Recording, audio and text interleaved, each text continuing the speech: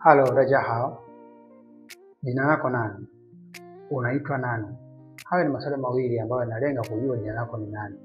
Kwa lugha ya Kichina tunasema ni jiao shama menzi au ni jiao shama, ikimaanisha jina lako ni nani. Namna ya kujibu maswali haya, ukiulizwa ni jiao shama menzi, maana yake hivi: wewe unaitwa jina gani?